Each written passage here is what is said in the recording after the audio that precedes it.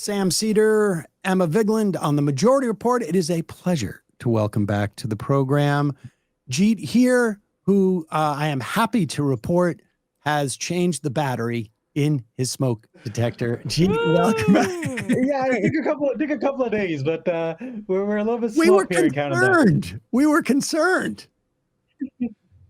Well, all right, you're safe now. Yeah, we managed to survive. We managed to survive. Okay. All right. Well, I wanted to let's just start with you. You wrote a piece, I think it was last week, about the Argentinian bailout, which is at this point seems to be somewhere between $40 and $60 billion.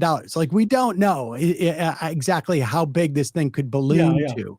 And I know you just did a podcast about the what's going on with Venezuela. There was a report today that a strike on military targets in Venezuela could be imminent. People have been talking about this for some time, that the strikes on the boats were sort of some type of prelude to this. Talk about what your sense is that Trump is doing here, because there seems to be some plan, I guess, for our Southern Hemisphere. I wouldn't say it's with Trump one can talk about plans, but I think that there are instincts, and I think that there are factions, and I think both of them have to be kept in mind. One is a sort of like broader, MAGA, America First foreign policy vision, and I think people misunderstand this because, like, Trump himself presented this as, like, I'm anti-war. I want to stop World War III, and he's taking advantage of the fact that the Democrats stupidly, aligned themselves with a horrific war in the Middle East. But I mean, the whole America First thing, if you go back to not just Pat Buchanan, but you go back further in history to people like Robert Taft, Charles Lindbergh, even Herbert Hoover. It is a sort of pre-Cold War vision of the American right, and it's a specific foreign policy orientation.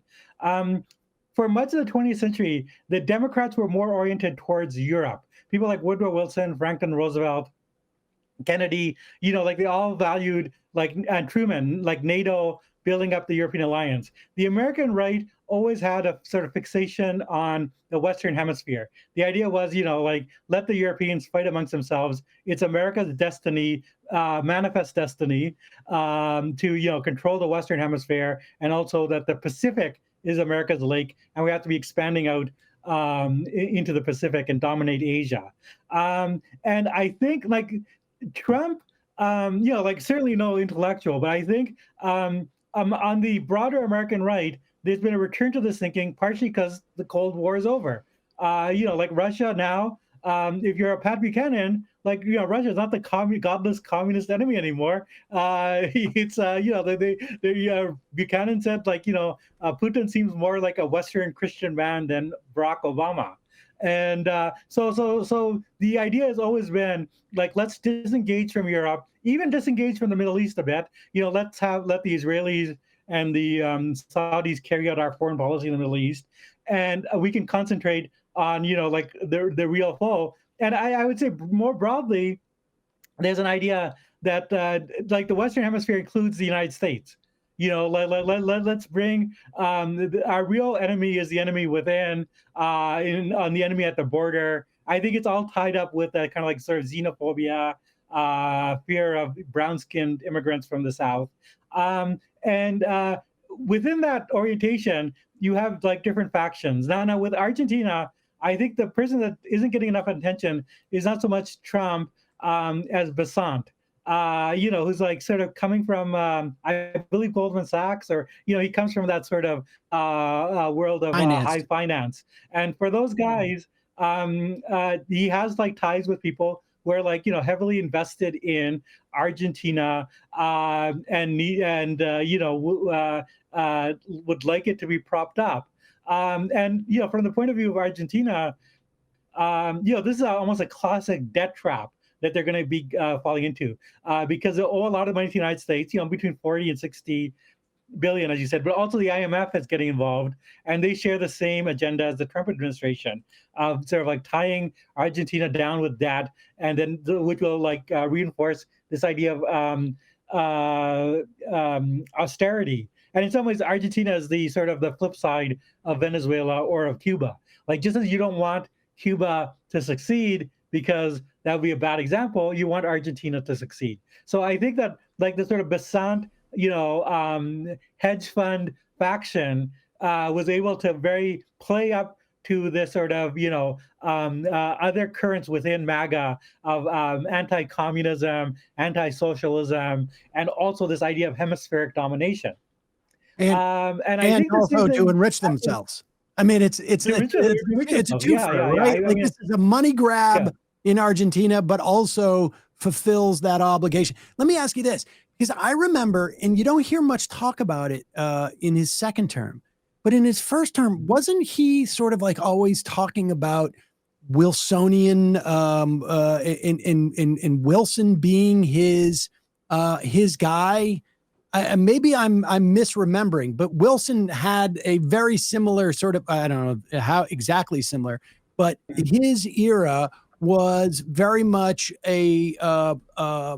about that Pan-Americanism. Maybe it was McKinley, but well, he's been obsessed with McKinley recently. I think recently. maybe I McKinley even more. Bannon about Wilson in the first term, because that would sort of make some sense. The idea that like, we're going to deal with our part of the world and looking upon everything that's happening anywhere from Central America to Latin America is just sort of like, that's where we get our resources, whether it's like, I mean, the other aspect of this is the sort of new resource war that's sort of opened up with like batteries and solar, and it's easy for like people around Trump to play to that reptilian part of his brain, because Trump has a very primitive understanding of economic wealth. Economic wealth is like gold, oil, minerals. So if you want to like have Trump going anywhere, like they kept him in Afghanistan by saying, Mr. President, there are like these rare minerals in Afghanistan, and that's why we got to keep our troops there, right? And Trump always said we were stupid to go into Iraq and we didn't even keep the oil, take the oil. So I think it like with Venezuela and then also Argentina, like there is a kind of like promise of these sort of like resource wealth, which particularly in a sort of competition with China is becoming increasingly important, because I think China's domination of rare earth minerals is actually is a genuine strategic weakness of the United States. Although, like in reality, it's a weakness, it shows the primitive understanding here. The China's rare earth dominance is a matter of production. Like they have the manufacturing capacity to like refine these things and make them into technology. But like for Trump's primitive mind, it is like, let's get the gold, let's get the minerals, let's mine this stuff and put it in a bag and carry it back home. Let's be prospectors.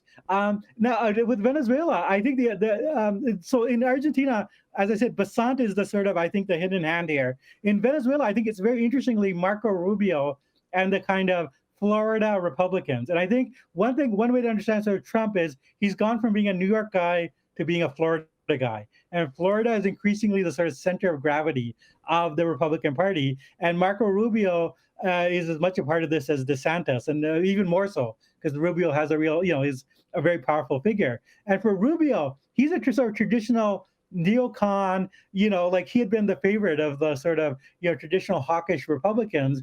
And for him, Venezuela is a way of creating a bridge between that sort of older George W. Bush militaristic Republican and Trump, because it's a way of like, selling like a war that would be very appealing to the sort of, Dick Cheney national security ghouls, but selling it to Trump because it has this advantage of like hemispheric domination. We're going after the supposed drugs, so we're going to deal with this sort of problem of fentanyl and of drug overdoses. But it's all oil. Like ridiculously, like it's a total lie, right? Because Venezuela does not actually give America, is not a source of fentanyl.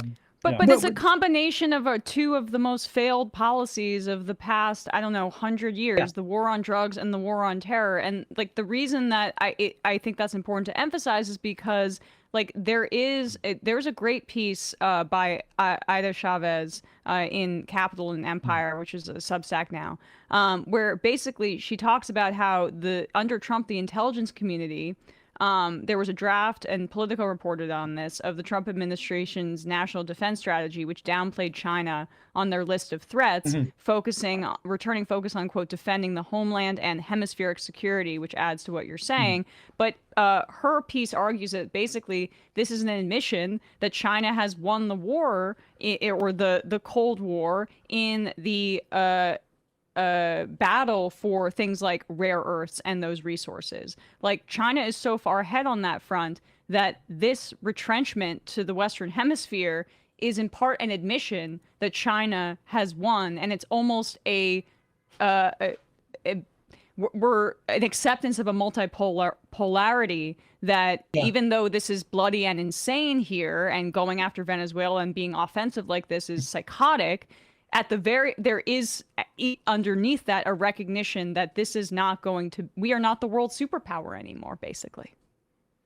Yeah, I don't know. And when I was actually seeing that in a sort of meeting with Xi, where like Pete Hegseth said something very significant, which is, we're working towards a balance of power in Asia, which is not the traditional American foreign policy, which is that the United States has to have hegemony in Asia as in everywhere else. I mean, I think that it's pretty clear that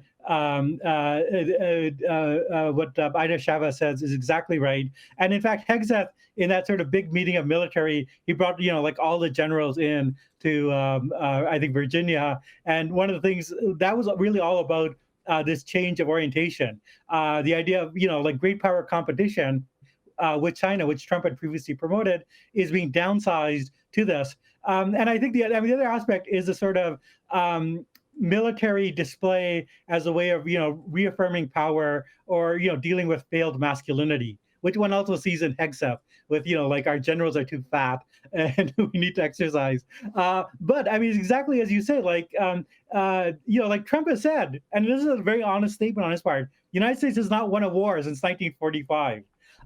And usually what you do is when you can't win wars, you have small little wars, what Theodore Roosevelt called splendid little wars, where you go after Grenada. I was going to say Grenada. Panama. We won Grenada, and we also come on. we also arrested gosh, what was his name? Noriega. Yeah, exactly, Noriega. Yeah. No, but I mean, but those wars. I mean, like George Bush Sr. said with invading Panama, we finally beat that Vietnam thing. Yes. Like we showed that we're tough by invading like a very small country that is also like militarily defended the United States. And the case of Grenada, I thought he said that about Kuwait. I mean, the first. Yeah. War was the end of the Vietnam. Oh yeah. He might have said that about Kuwait. Yeah. But here's the other thing that we should I think deserves mention. I don't. While Trump may be like sort of going much further in possibly attacking Venezuela, everybody, when Juan Guaido, who was ostensibly like the head of a coup, essentially, was invited to, was it Joe Biden's State of the Union? I mean, there has been the democracy panel, to talk about promoting democracy. There has been a bipartisan sort of sense of like, we need to have our person in Venezuela, and it is oil. Period. Mm-hmm. End of story. There's nothing else about Venezuela that this country we don't care about the democracy there. We don't care about anything associated with that. We don't care about any of their other imports. They're not in a particularly strategic location for us. It is oil. That is it. Bottom line. Mm-hmm. And both parties have like contributed to this notion that that Venezuela is a danger to us. Yeah, no, absolutely. And one is actually seeing this in the sort of opposition to Trump, such as it is with the Democrats. Because I think on the one hand, someone like Schumer and Jeffries are very reluctant to talk about it. They don't talk about it unless asked. Yep. And when they are asked, their main objection is like, like, why is there no congressional participation oversight? They basically want to be able to rubber stamp this. And yeah, no, it's totally a bipartisan thing. I mean, this goes back to Emma's point. You have created bipartisanly over the last 30 years this, or even more, this infrastructure of a war on drugs and a war on terror. And this allows any president, including Trump, to like unilaterally like launch these kinds of wars on behalf of stopping drugs or stopping what they now call narco terrorism. So the idea like drugs and terrorism are somehow conflated. So yeah, no, it's absolutely the case. And in some ways, I mean, that's the other appeal of sort of like going after Venezuela. It's a kind of war where you can get a bipartisan consensus for. And coming out of a period where the United States has been suffering a lot of like basically either lost or things are not going as they planned. Certainly the war in Gaza is very unpopular across the political spectrum in the United States, and in Ukraine. I mean, although one can support the justice of the Ukrainian cause, it's absolutely the case that that war is not going very well either. So in some ways, I mean, I do see like Venezuela as like, how can the empire get its mojo back? How can we prove, we can still kick ass and, take prisoners? And, but even so, like, it seems like, in a lot of ways, a disastrous policy. And I'm really shocked.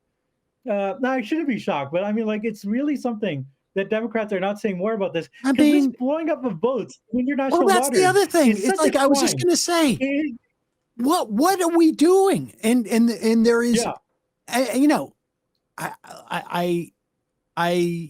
like to think that I have been over for years the idea that the media is going to sort of like, without having their hands held and pulled down a certain road, are going to make an argument, particularly against the use of any type of military force, without the Democrats doing this. But the idea that we have now randomly killed, 50 people and have been so public about it. Obviously we've killed hundreds of thousands in the context of a war. Yeah. And, but the administration has been bragging about this basically every day. They've been putting out the video footage of it. We still are getting reports from like Trinidad or Tobago, like people are wondering where their husband is. He went out for fishing and he hasn't shown up. Yeah, I know.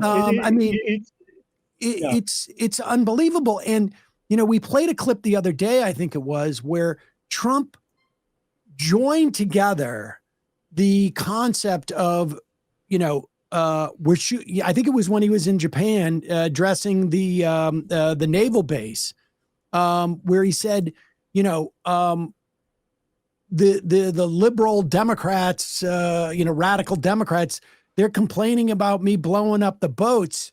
And also we're going to be putting you guys, speaking to the military, into cities. And like the idea that in his mind, those two things are proximate, I find very nerve-wracking. This, of course, coming a day or two after we now know the Pentagon is developing rapid reaction forces to go into each state with 500 people to fight, civil unrest. Basically, developing a Kent State plan, I guess, is really what it's coming down to. But let's pivot for a second to what's going on in New York City, because I think we would have seen it either way. But certainly Trump is going to be very excited at the idea that he's going to be able to send troops into New York City after Mamdani gets elected. And I think, I would anticipate we're not going to see that until next spring or so after he's inaugurated, if he wins. But before we get there, your thoughts about this race in New York City. People should be early voting right now. And if not, if you have already, canvass and call for Mamdani. But go ahead, Jeet. Yeah, I think the main interest of the race is just how much there continues to be a freak out over Mamdani, and particularly Andrew Cuomo is like not gonna losing graciously on this. Like he's like going in on a really ugly way. Talking about like 9/11. That incredible AI ad, which I guess they took down and they blamed on a junior staffer, but still one of the most, you would have to go back to Birth of a Nation to find something so explicitly racist. But I mean, I think that this is sort of, and also I have to add, just the sort of incredible curlishness of the Democratic establishment, where like Jeffries endorsed Mamdani, but wouldn't say his name, and actually spent most of his time criticizing him in the endorsement. I think Schumer still has not said who he will vote for. We played it yesterday. He ran away from a question asking him from Manu Raju, "Are you going to vote for Mamdani?" And he basically walked away. And Raju was like, "The election is next week. Like voting has already started," and he won't answer the question. He said, "We're still having conversations." Who's buying this anymore? And who is this for other than the Zionist donor class? Seriously. Or billionaire donor class. That's exactly it. And also I'd mentioned Hillary Clinton, who, has said, she will not, I don't live in New York. Let's play this clip. Hillary Clinton, this is number 16. This is fascinating. I mean, does Bill Clinton former senator from New York? I just the reason I say that is because you'll understand why that's relevant when she in her response here. And does Bill Clinton not still have his office in Harlem? Epstein Island? In Harlem, yeah. And then Bill Clinton endorsed Cuomo in the primary. Yeah. This was embarrassing. I guess this was where was she on this? This is called the Unholy Pod. Okay. This byline is Two Jews on the News. Okay, cool.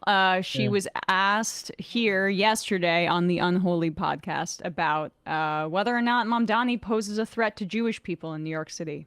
Next week in this city, it does seem like Mamdani will become mayor. I'm going to ask this quite bluntly. Do the Jews in this city have a reason to be concerned? We'll have to see what happens. I hope not. The fact that this is someone who talks about, doesn't denounce the slogan, globalize the Intifada.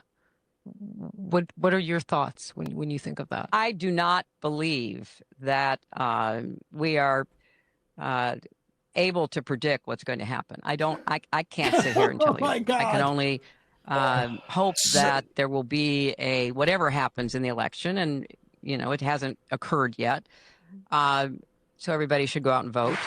But it is important, to deal with whatever the reality is next Wednesday, whatever it is, and for people to play as constructive a role as possible in making sure that we don't face the kind of worries and concerns that have been expressed. If you had a vote in this city, would you vote for Zoran Mamdani? You know what? I don't vote in this city. I'm not involved in it. I have not, been at all even asked to be involved in it, and I have not chosen to be involved in it. I will be there the day after, and everybody else should be too, no matter what happens. What do you mean the day after? What the frick? What? This is just absolutely. Boy. I mean, I want to put a pin in this aspect of the conversation as we go forward here, but because you're talking about Cuomo, but this type of deployment of fake anti-Semitism, innuendo, okay, which has been going on, really increasingly over the past 2 years, in particular because of what the genocide Israel's been involved in. But this type of stuff, it is about to blow up in the faces of everyone who actually genuinely cares about anti-Semitism and has some skin in the game in this. We'll talk about that in a moment, but I want to put a pin in that. But it's disgusting what they're doing. It's Cuomo's right out in and front. it actually ties in with. I wanted to talk about like there's a kind of this election is really about two competing different visions of what a multicultural pluralist America is.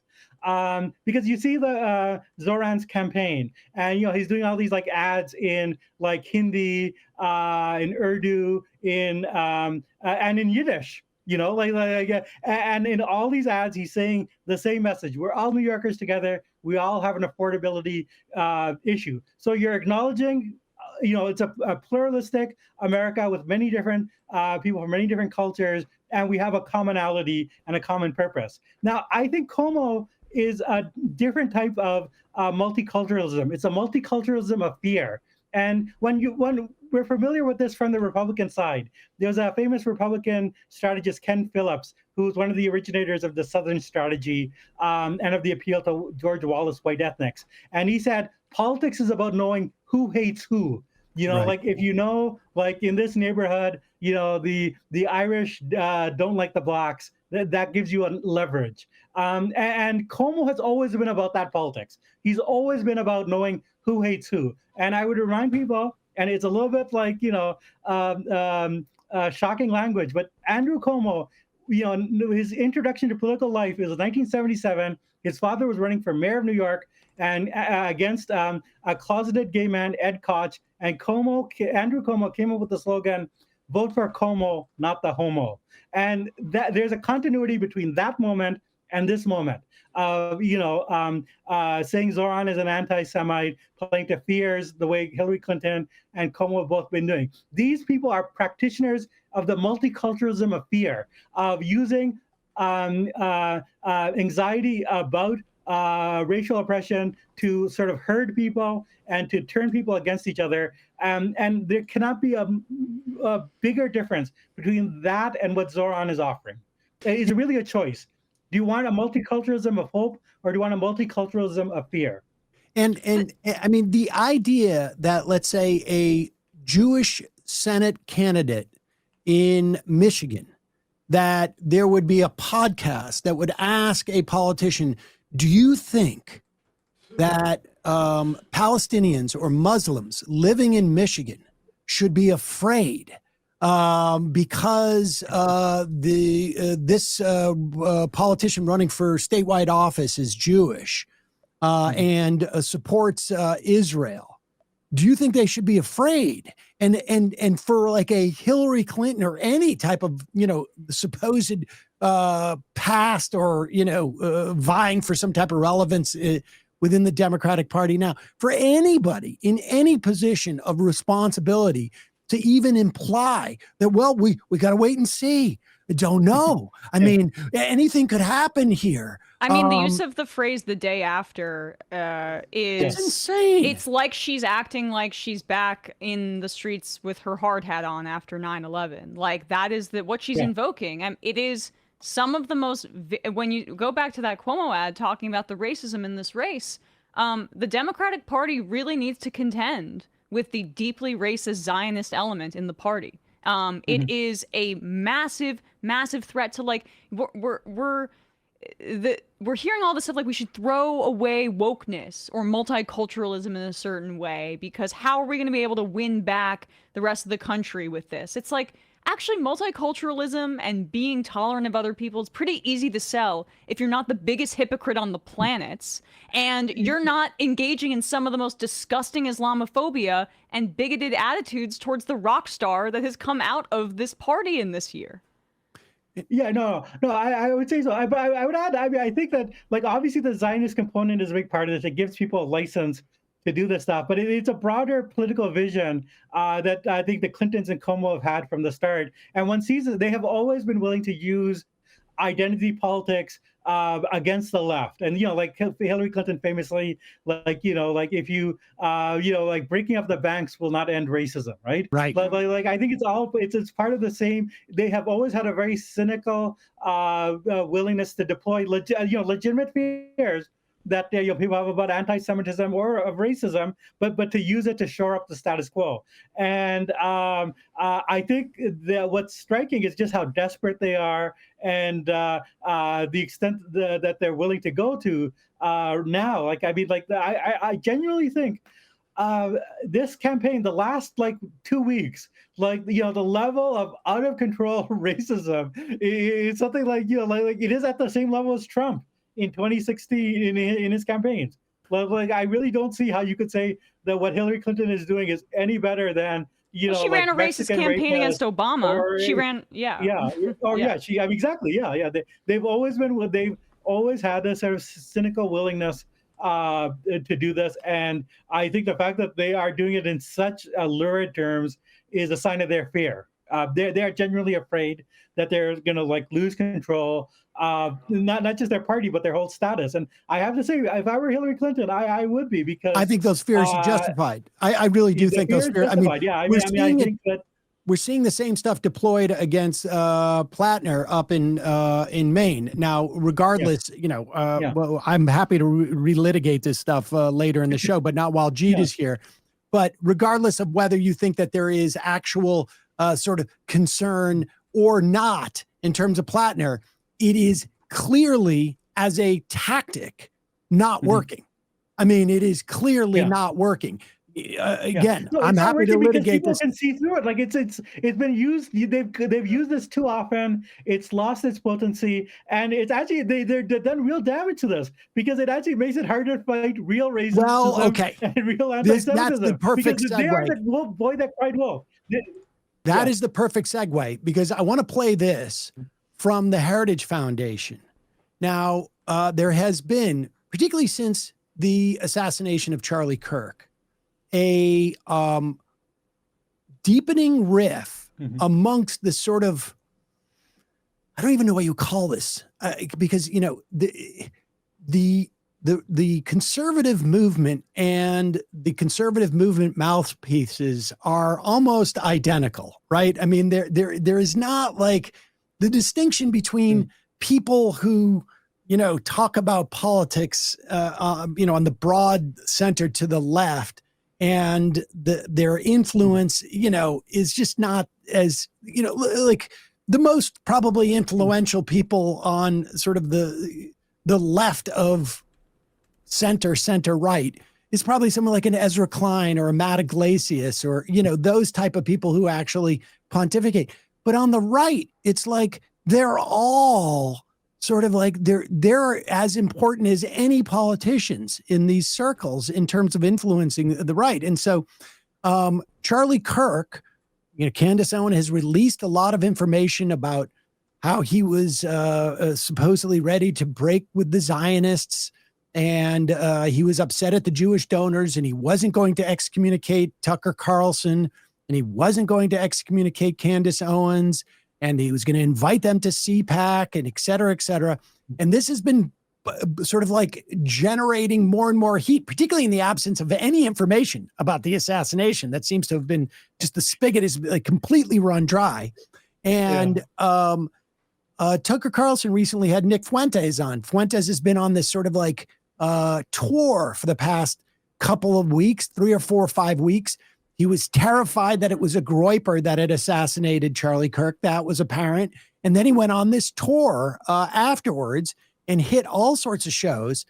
And then this came out yesterday from the head of the Heritage Foundation, where basically he is saying, we are no longer going to police the right in terms of anti-Semitism in the name of no longer towing the line for Israel.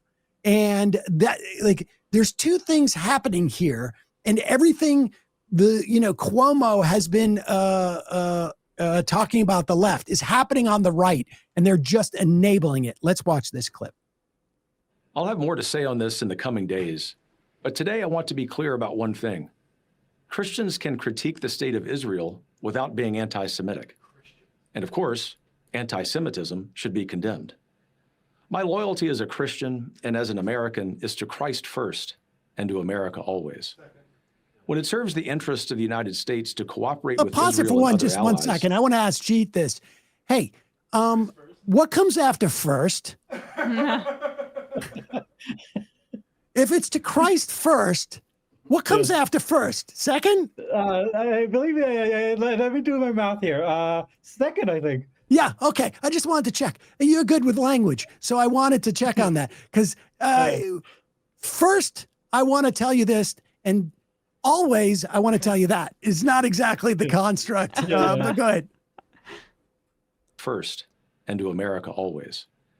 When it serves the interests of the United States to cooperate with Israel and other allies, we should do so, with partnerships on security, intelligence, and technology.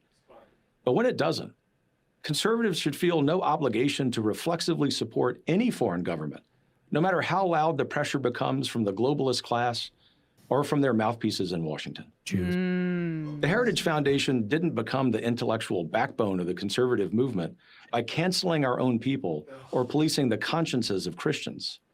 And we won't start doing that now. We don't take direction from comments on X, though we are grateful for the robust free speech debate. We also don't take direction from members or donors, though we are inherently grateful for their support. And we're adding more every day. This is the robust debate we invite with our colleagues, our movement friends, our members, and the American public. We will always defend truth. We will always defend America, and we will always defend our friends against the slander of bad actors who serve someone else's agenda. That includes Tucker Carlson, who remains, and as I have said before, always will be a close friend of the Heritage Foundation. The venomous coalition attacking him are sowing division. Their attempt to cancel him will fail. Most importantly, the American people expect us to be focusing on our political adversaries on the left, not attacking our friends on the right. I disagree with, and even abhor, things that Nick Fuentes says. But canceling him is not the answer either. When we disagree with a person's thoughts and opinions, we challenge those ideas in debate. And we have seen success in this approach as we continue to dismantle the vile ideas of the left. As my friend Vice President Vance said last night, what I am not okay with is any country coming before the interest of American citizens, and it is important for all of us, I think assuming we are American citizens. I think Well- we get it here. And he mentions, what's his face, right after he says friends. It's the vile ideas of the left. His ideas we can negotiate with. Exactly. Yeah, That's I an think it's admission, very though, easy. He said that, like, Christians have a right to criticize Israel. Now, what that also means is that non-Christians do not. And I think the Heritage Foundation, people need to remember this. They are the responsible for the Esther Project, which is the sort of infrastructural backbone of like deporting people, predominantly Muslims, who are like, have been critical of Israel. So it's all of a piece. Like, we have the right. It's a Christian nation. We're Christian nationalists. We dominate. We have the right to criticize Israel, but we also have the right to deport anyone who criticizes Israel on other grounds. Now, I mean, I don't know how much time we have for like history, but it is. I think one thing people aren't aware of is the fact that like sort of like hostility towards. There's a long history of anti-Zionism on the right. Which is like, it has been intertwined with anti-Semitism, although also comes from other sources. It's the fact that a lot of Palestinians are Christians and had like longstanding ties with American Christian communities. So in the 1950s, like National Review was very critical of Israel. And in 1956, National Review in an editorial said like Israel is the only racist state in the modern world, which is actually was factually untrue. I mean, like South Africa, Right. America, Right. But still, like it is absolutely. But that tradition of right-wing anti-Zionism fell away after 1967 as a result of sort of political alliances with the sort of neoconservatives, former Cold War liberals who had moved to the right, and also the importance of Israel in the American hegemony. But there's always been that tradition, and it's gone through people like Pat Buchanan and Joseph Soburn. Yes. And in the past, you've had there's a kind of myth that William F. Buckley kind of kept these people out of the gates. Well, that's actually I'd not to go back to Buckley, but I'd encourage people to read Sam Tannenhaus's biography of Buckley, because it totally refutes that. Buckley often worked with these Christian, right-wing anti-Semites, was closely tied with them. Joseph Soburn had been the editor there. When the heat got too hot, Buckley would separate them out. So he had actually did fire Soburn, but then he continued to pay Soburn or give Soburn money until the end of Soburn's life. And Buckley had been very close with, people like Ravello Oliver, who was a genuine neo-Nazi. And so Buckley always had this kind of complicated dance of, supporting as much of the anti-Semitic right as you could, but then distancing when you had to, when it was politically inopportune. And I think what has changed is the dynamic that sort of a facade is no longer necessary. That you can actually, we're now in a situation where the subtext has become text, where the political right no longer feels like you need a Buckley figure to present a respectable face. And that has led to really the triumph of people like Tucker Carlson and Nick Fuentes, who I do actually think have a genuine mass political following, and really do represent the point of view. And I have to say, it's coming for the left. I think there's a kind of complicated issue. We have to on the one hand, someone like Nick Fuentes, Holocaust denier, has tell Jews move to Israel. This guy's an anti-Semite. There's no question. There's no tolerance or room for that. But having said that, one reason why he and Tucker Carlson can get an audience is that people on the right, including evangelical Christians, are looking at what's happening in Israel and saying why are we supporting this? How is this in America's national interest? And so the sort of bipartisan consensus in support of this genocide has created an opening for, genuinely fascistic, Nazi movement, which is and that the political center has not only through its unquestioning Zionism, created an opening where that politics has a space, but they're also further legitimizing it by using this sort of smear of anti-Semitism against someone like Mamdani, who's not an anti-Semite, and using it more broadly against the left. And that also discredits the idea. This is, as I said before, this is the classic story of the boy who cried wolf. There are wolves out there, but they have often cried wolf in many cases where there are no wolves. And that is sort of taken away the ability of anyone to trust them when they cry wolf. I think we are about to get, and this is a really important thing, because there's a lot of times where people want to create some type of transpartisan relationship with people who are supporting the similar issues. I have a problem with Israel. They have a problem with Israel. We can work together. The problem is that they're not showing up to the party just with their issue with Israel. They're also showing up with this anti-Semitism and racism. I mean, it's the relationship between the anti-Semitism and the racism is pretty tight. And they're one also begets the others. Yeah. And so people have to be very, very careful. This is what you were talking about. People have to be very, very careful. It's one thing to sort of allow the support for Israel to be undercut on the right. I'm very happy for that to happen, because I want it to happen across the country. I mean, but you cannot create an alliance with people like this, because you're allowing something incredibly dangerous and toxic into the room. And they can do their work on their own on the parts that you agree with. But this is a real problem, because they're unleashing a hellstorm on the right when they're no longer sort of tamping down the anti-Semitism because they want to sort of protect Israel. all bets are off. And it just goes back to the Hillary Clinton piece. I want to just like the Democrats choosing to punt on making the case for multiculturalism within the context of Israel and instead leaning into heavy Islamophobia. It makes it harder to make a multicultural, like, democratic case for greater Israel, which is the only reality that is going to ever happen, which is one democratic state. There are 700,000 settlers in the West Bank. If you want to get them all out, then you want to talk about a two-state solution. Okay, whatever.